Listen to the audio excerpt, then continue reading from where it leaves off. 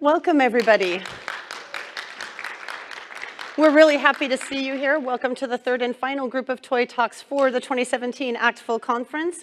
My name is Nicole Naditz. I am the 2015 ACTFL National Language Teacher of the Year.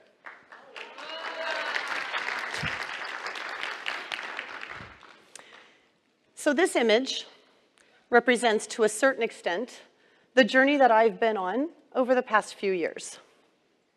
And I'm not going to tell you how just yet. Some of you may have heard me talk in 2015 about bursting the grading bubble.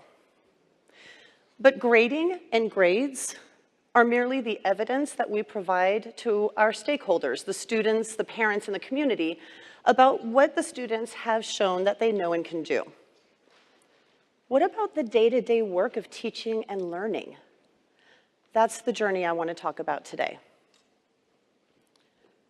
For many teachers and students, education has looked largely the same for decades and decades. And I'm no different. I started my career 24 years ago, dutifully planning lessons, and those lessons guided me, what I needed to prepare ahead of time, and what I would be doing with the students during the time that they are with me. In many ways, there is nothing wrong with that. At least I did plan. I didn't wing it. I didn't expect the students to teach themselves or the textbook to teach them. But a few years ago, I started to wonder if maybe I needed to reframe my approach. And so I've been working towards a new paradigm, one in which I don't plan lessons, and I'm not preparing students for the real world. Let me explain. I think that when a lot of teachers sit down to plan, they plan for them, what they will need to do and prepare and so on. And often it becomes a plan to cover material, all kinds of material. And the goal becomes to cover as much material as possible. Assessments are then based on what was covered, rather than on what students have demonstrated that they know and can do through contextualized, purposeful, varied practice activities, or even better, rather than by what the students would actually do with that material in an authentic situation outside of our rooms. And so we hear a lot of teachers say, I don't get it. Why are they struggling? I covered this. But if we are merely covering material, then when we revisit that concept the next day, or the next week, or a month later, we might as well have been using that Men in Black memory eraser thingy on them. It's true, because covering does not provide the kind of engaging learning experience that actually results in retention of material or skills or the ability to use that material or those skills later. And so I realized that at the end of the day or the week or the school year, all that matters is what students can actually do with the language when they are no longer in my classes, when they have left us, when they receive a letter or email or message in the target language, or read a target language blog, or watch a video, or have a conversation with a target language speaker. And so I've been working on trying not to plan to cover, not to plan for me, but to design and craft learning experiences that are purposeful and that move students naturally along the continuum of proficiency. Because we have to remember, we aren't actually planning for us. And we aren't planning for our convenience. Our work is too important. We have limited time with our students, and inevitably, every single one of them leaves us. And all that will matter when they leave us is what endures from those experiences that they had in our rooms. All that will matter is how the work that we did together as a learning community impacts their lives, their work, their thinking, their perspectives, and their interactions. And so now I strive to plan for learning rather than teaching, to craft learning experiences. I think experiences provide deeper learning than being taught. Being taught turns education into something that is done to students. Being taught or saying, "I taught that yesterday," is a lot like covering. It puts the focus on what the teacher does rather than on the experiences of the learners. So how do we make that shift from planning for us to planning for them, to crafting learning experiences? I don't know. I don't have all the answers yet. It's a journey that I'm on right now. But I have seen some strategies and approaches that are actually helping me as I progress on this journey. Put the students at the center, at the core of instruction. Design learning around them, their experiences, their goals, their interests, their skills, their prior knowledge, and their needed knowledge. Bring other voices in to provide knowledge and skills and experiences so that we continue to send the message that the teacher is not, in fact, the source of learning, and certainly at least not the only source of learning, but that learning can come from many people in many places. And send your own students' voices out into the world to interact with other speakers of the language so that a larger part of the time that they are in our rooms is actually engaged in work that the students are engaging in more than the teacher. Craft learning experiences that are experiential, design-based, or inquiry-based experiences. Experiences that require content knowledge, but also communication skills, and collaboration, and critical thinking. So that if someone were to peep in from the outside, the energy that they would see in the room would actually be generated more from the students than from us. In short, design learning that endures. Craft work and experiences that matter. Not for me, not for a grade, but for people and purposes beyond the classroom. Design for them, not for us, and certainly not for the calendar. So I've shifted my language. I've reframed my language. Instead of talking about planning lessons, I talk about designing learning experiences or planning for learning. But I still haven't achieved my goal. This is very much a work in progress.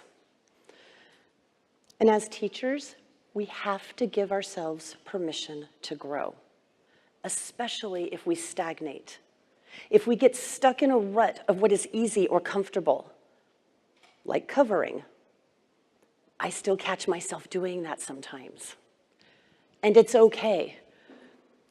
We are engaged in important and monumental work, and that kind of change doesn't happen overnight. And on some days, it doesn't happen at all. But like the tree, we can continue to grow and even thrive after a period of creative or professional drought. In a forest full of teachers and students, what would your teacher rings show? Perhaps more importantly, what would your students' rings show?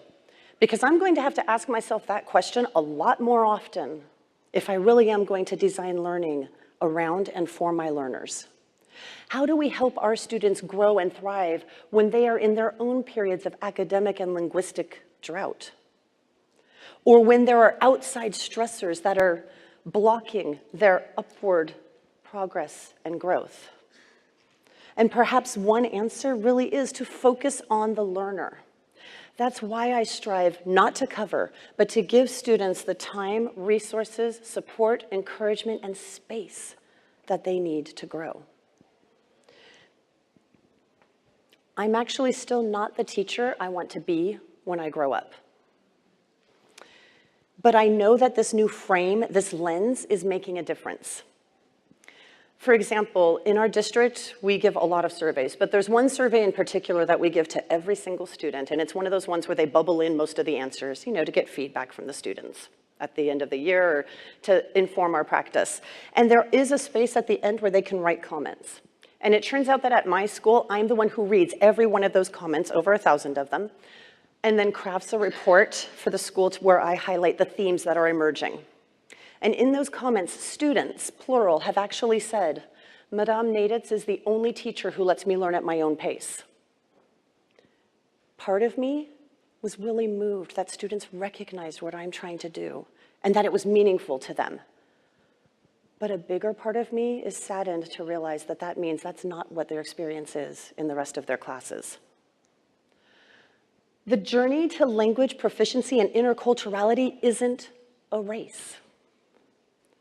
And although we want our learners to start as young as possible, the fact of the matter is they can start at any time, and there is no finish line.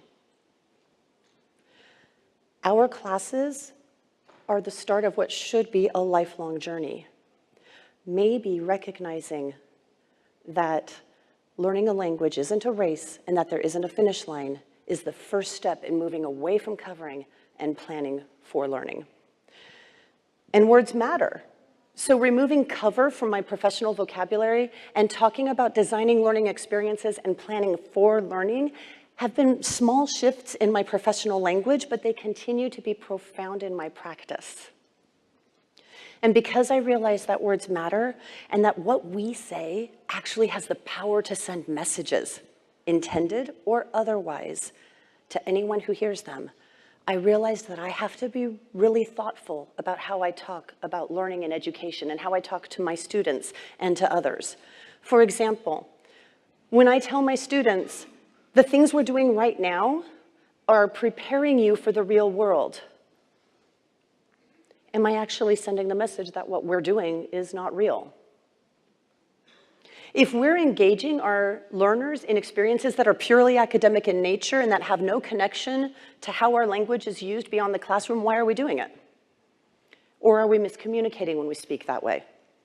Because I don't think there has to be a disconnect between the experiences learners have in our rooms and the way that knowledge is used beyond our classroom doors and school walls, especially not in world languages, which are quite possibly the easiest subject in the curriculum for teachers to craft purposeful, concrete, real-world learning experiences in which students have to use the content of the course in order to be successful. If we are engaging our learners in a variety of authentic documents, and if they are using those documents to learn about the language and about the cultures that speak the language and to inform their own language use, we are real world. And if we're giving them opportunities to converse with others, we are real world. So I use authentic to be authentic. I use the language as the language of communication wherever I see my students. And I give my students multiple opportunities to interact with authentic documents from year one. Waiting until year 3 or 4 to give them their first authentic materials can actually send 2 really negative messages. The first one is that, for those year 1 and 2 students, yeah, what you heard is true. Learning a language is strictly an academic exercise. The other message is even worse, though. If we wait to give them authentic materials until they're in some more advanced level, then what we're saying is the words that you're working on right now and those structures you're trying to use right now are hard. Learning a language is hard. So hard, in fact, that the things you're using right now can't even be used to communicate or to comprehend anything real. So I don't want to prepare my students for the real world. I want my classes to be the real world in miniature. I give my students a wide variety of authentic documents in video and audio, and I modify the task to respect their level of proficiency. And I give them lots of opportunities to interact with other speakers in purposeful and meaningful ways, not just myself and not just each other. And I allow them to struggle appropriately. Giving students only Guided practice or regurgitation activities that have one discrete answer does not prepare them for the reality of communication, which is multifaceted, vague, unpredictable, and spontaneous. We have to prepare our students to struggle so that they are equipped to persevere, because it is that perseverance, that willingness to work at communication that will be the hallmark of their success after they've left us, not that they bubbled the correct answer 93 out of 100 times. And I allow them to have questions and to not receive or be given all the answers. Students come to us with the impression that there's always one correct answer. And the fact of the matter is that there's often many correct answers and many right ways of doing things, or sometimes no answer at all. Your learners will never know all the words, and they will always have questions, and they should. If we leave them with the impression that learning has a finish line, we are doing them a disservice. So to recap, here are the steps I'm trying to take right now on my journey. I am trying to move away from planning for me and planning to cover to planning to learn by crafting engaging learning experiences and giving students the time and resources and support necessary in order to communicate effectively. And I'm planning for purpose, not for points. Engaging students in authentic use of the language so that we aren't preparing them for the real world because they will have been using it all along.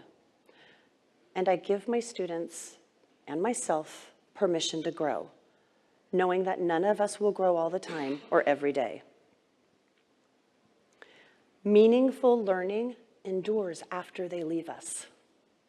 Authentic learning is purposeful and has no finish line.